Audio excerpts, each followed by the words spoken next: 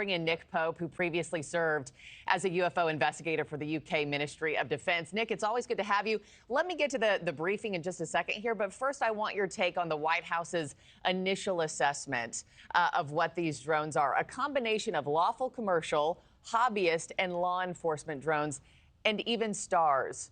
Do you buy that, Nick? No, I don't. I think we're in sort of phase two of this drone flap now. And this is what I characterize as the Empire Strikes Back. And my goodness, they struck back yesterday. There's a lot of anger at this statement. I think the people in New Jersey feel that the government is gaslighting them with this. They know what they saw. I mean, they build them tough in New Jersey, and they're pretty no-nonsense folks, particularly the cops, the former military people who are seeing these things. So there's a lot of distrust of the government and a lot of skepticism about their attempts to kind of downplay this. Let me play some sound yesterday from President-elect Trump, who claims that the government knows exactly what's going on here. Take a quick listen, Nick. The government knows what is happening. Look, our military knows where they took off from. If it's a garage, they can go right into that garage. They know where it came from and where it went. And for some reason, they don't want to comment. And I think they'd be better off saying what it is. So, Nick, do you believe President Trump on this one?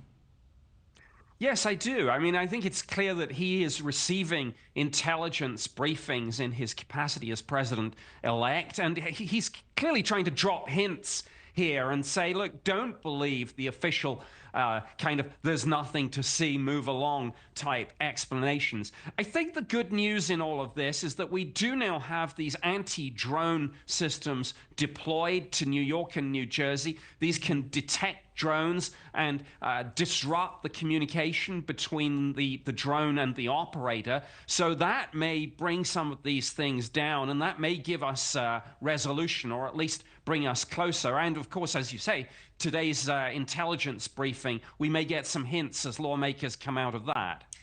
The Pentagon press secretary, Major General Ryder, said this week that the U.S. military is limited in what it could do to detect and track drones in the U.S. unless there was a threat.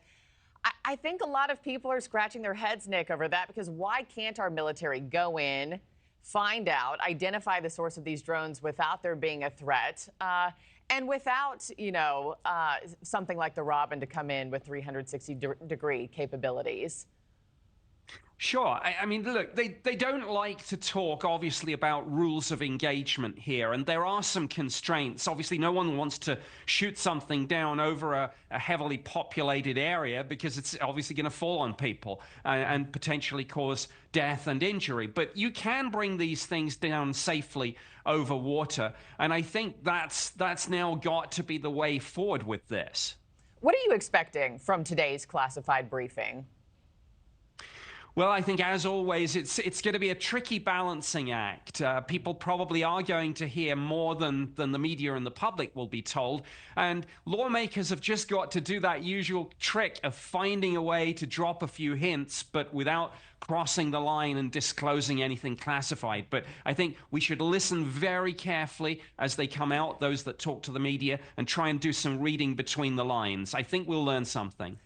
If eventually it does come out that the government knew what was going on this entire time, Nick, and repeatedly saying time and time again, we can't give you any more, how damaging is that going to be to public trust and also all of the efforts that have been made to uncover the truth about UAPs here in the last year? It will be damaging. I think the only point, though, is that, of course, we are in now the last days of the Biden administration, so there will be a fresh start when President-elect Trump takes power, and clearly he'll want to maybe, if this is still going on and unresolved, he'll want to put a stamp on this. But current statements that this is no threat are really at odds with the other statements of we still don't really know what's going on. You can't have it both ways. Yeah, and it's aggravating a lot of people who are watching these drones fly over their homes every single night for weeks on end now. Nick Pope, thank you so much as always. Hopefully we learn some more today. Talk to you soon. Thanks, Markie. Yeah, talk to you soon.